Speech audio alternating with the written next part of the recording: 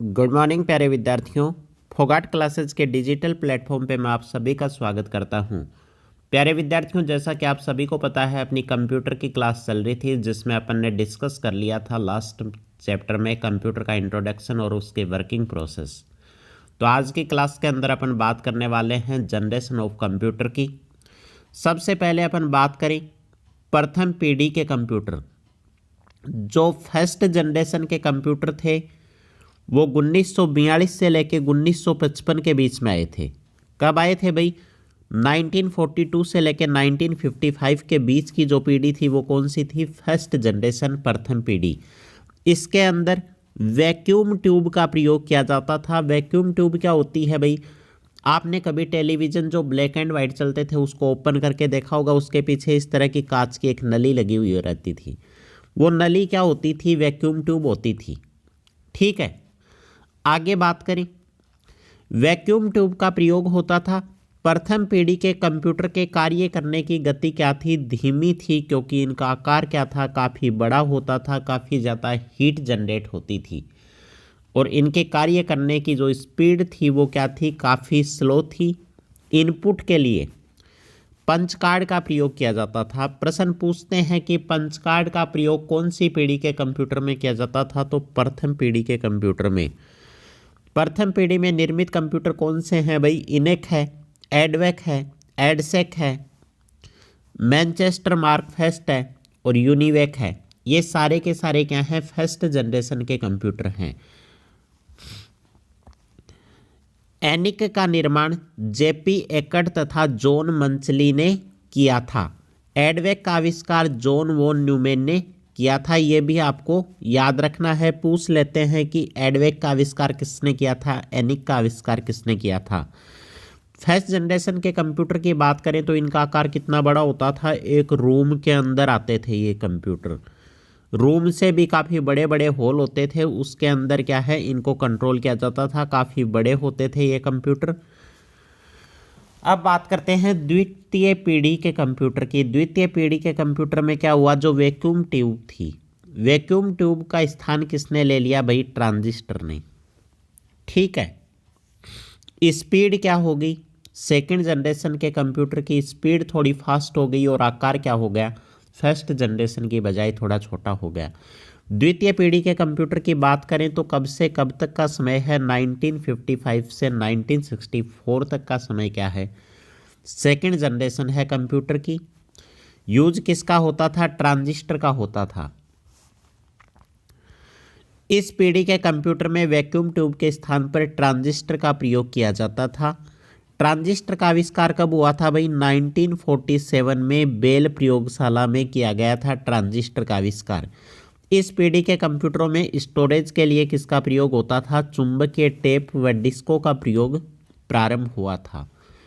प्रश्न यही आएगा कि चुंबकीय टेप का प्रयोग स्टोरेज के रूप में किस पीढ़ी के कंप्यूटर में होता था? तो द्वितीय पीढ़ी के कंप्यूटर में होता था।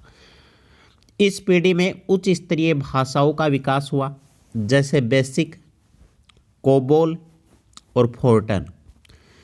बेसिक क्या है? Beginners all purpose symbolic instruction code. COBOL क्या है? Common business oriented language. और फोर्टन क्या है? Formula translation.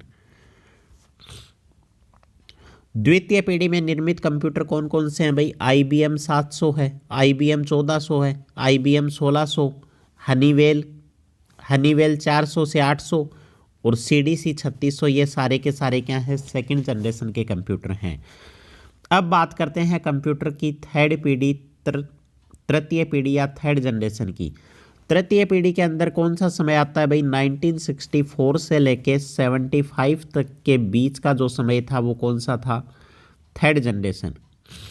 इसके अंदर क्या हुआ? जो ट्रांजिस्टर था, ट्रांजिस्टर का स्थान किसने ले लिया भाई? IC ने ले लिया। फर्स्ट जनरेशन में वैक्यूम ट्यूब, सेकंड जनरेशन में ट्रांजिस्टर और थर्ड में क्या आ गई? IC आ गई। ठीक है, फर्स्ट जनरेशन में इनपुट के लिए पंच कार्ड का प्रयोग, सेकंड जनरेशन में स्टोरेज के लिए चुंबकीय टेप का प्रयोग और थर्ड जनरेशन में क्या आ गई? IC आ गई। अब इसके बारे में भी अपन देखने वाले हैं। इस पीढ़ी के कंप्यूटर में ट्रांजिस्टर के स्थान पर आईसी की फुल फॉर्म क्या होती है प्यारे बच्चों? Integrated circuit.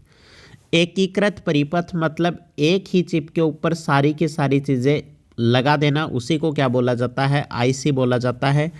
एक छोटे सिलिकॉन चिप पर ट्रांजिस्टरों और अन्य इलेक्ट्रिक उपकरणों के साथ पूर्णतया इलेक्ट्रॉनिक सर्किट को इंटीग्रेटेड सर्किट कहते हैं। आईसी चिप का आविष्कार जे.एस. किल्बी ने किया था। आईसी का आविष्कार किसने किया था बच्चों? जे.एस. किल्बी ने किया था। आगे बात करें कि तृतीय पीढ़ी के कंप्यूटर कौन कौन से हैं भाई? IBM 360, ICL 1900, IBM 370 और वेक्स 750, ये सारे के सारे क्या हैं? थर्ड जनरेशन के कंप्यूटर हैं। अब बात करते हैं फोर्थ जनरेशन के कंप्यूटर की। और फोर्थ जनरेशन के कंप्यूटर का टाइम क्या था भाई? 1975 से लेके 1989 तक का जो समय था वो सारे के सारे कंप्यूटर किसके थे? फोर्थ जनरेशन के थे, चतुर्थ पीढ़ी के थे। इसके अंदर किसका प्रयोग होने लगा भाई? प्रोसेसर का प्रयोग होने लगा। किसका प्रयोग? प्रोसेसर का। आप इमेज में देख भी रहे हैं, ये क्या है? एक इंटेल का पेंटियम 4 प्रोसेसर है। आगे बात करें, ये यहाँ पे शो कर रखा आपको मदरबोर्ड, और इस मदरबोर्ड के ऊपर ये क्या लगा हुआ है प्यारे बच्चों? प्रोसेसर लगा हुआ है। ठीक है, देखो भाई, इसके अंदर क्या होती थी? एक सिस्टम यूनिट होती थी। मतलब सिस्टम यूनिट बोले तो ये क्या है भाई? CPU है। इस CPU के अंदर क्या होता था? मदरबोर्ड होता था, रैम होती थी, हार्ड डिस्क होती थी। ये सारी की सारी चीज़ें किसके अंदर होती थी? इसी CPU के अंदर इंस्टॉल की जाती थी।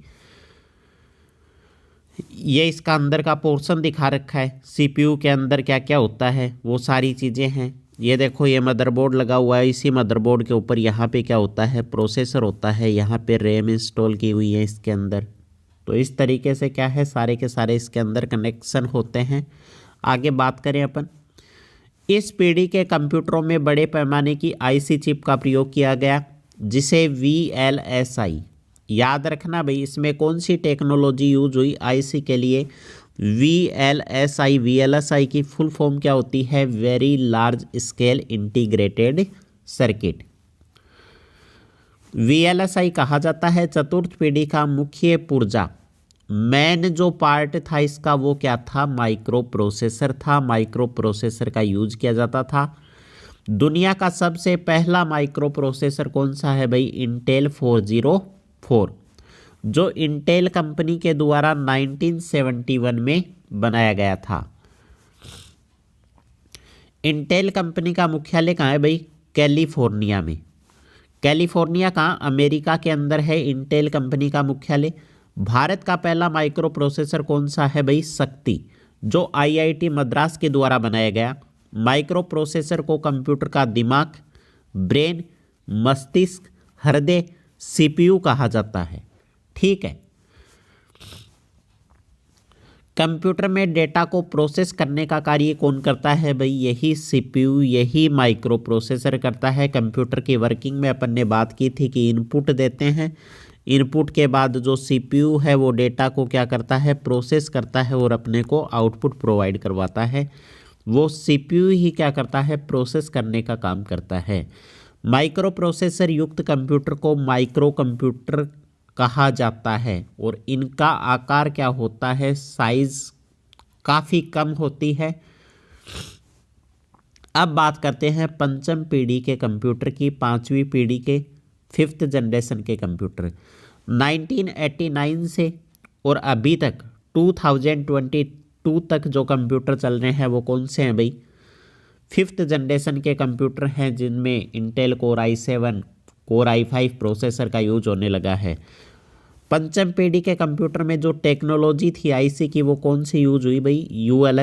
ULSI की full form ultra large scale integration का प्रयोग शुरू हुआ। इस पीढ़ी के कंप्यूटर आर्टिफिशियल इंटेलिजेंस मतलब AI पे बेस्ड होते हैं। इस पीढ़ी के कंप्यूटर मानव जैसे कार्य करने में सक्षम है, उस तरीके से सोच सकते हैं, समझ सकते हैं और डिसीजन ले सकते हैं। इस पीढ़ी के कंप्यूटर का प्रयोग वैज्ञानिक प्रयोगशाला व मौसम संबंधी भविष्यवाणी करने में किया जाता है। मतलब काफ़ी क्या है, ये अपने को सटीक रिजल्ट देते हैं एआई की वजह से। आगे मैं याद करवा देता हूं आपको कि कौन सी जनरेशन के अंदर किसका यूज किया गया था। देखो भाई, इसकी एक शॉर्ट ट्रिक है। विक्की ने ट्रेन में आईसी माइक यूज किया। विक्की ने ट्रेन में कौन सा माइक यूज किया? आईसी माइक यूज किया। फर्स्ट जनरेशन में क्या यूज किया गया था भाई? Vacuum tube. सेकंड जनरेशन में क्या यूज किया गया था? ट्रांजिस्टर। थर्ड जनरेशन में आईसी का यूज हुआ। फोर्थ जनरेशन में माइक्रो प्रोसेसर का। और फिफ्थ जनरेशन में यूएलएसआई। फोर्थ जनरेशन में जो टेक्नोलॉजी थी वो क्या थी भाई? वीएलएसआई का यूज हुआ था, वेरी लार्ज स्केल इंटीग्रेशन का। फिफ्थ जनरेशन में यूएलएसआई का यूज हुआ, अल्ट्रा लार्ज स्केल इंटीग्रेशन। और थर्ड जनरेशन में आईसी का प्रयोग हुआ था, इंटीग्रेटेड सर्किट का प्रयोग हुआ। तो प्यारे विद्यार्थियों, उम्मीद करता हूँ आज की क्लास आपको अच्छी लगी होगी। अगर वीडियो अच्छा लगा तो इस वीडियो को लाइक और हमारे चैनल को सब्सक्राइब करना ना भूलें। धन्यवाद साथियों, जुड़े रहिए फोगाट क्लासेस के साथ। जय हिंद, जय भारत। मिलते हैं नेक्स्ट वीडियो में।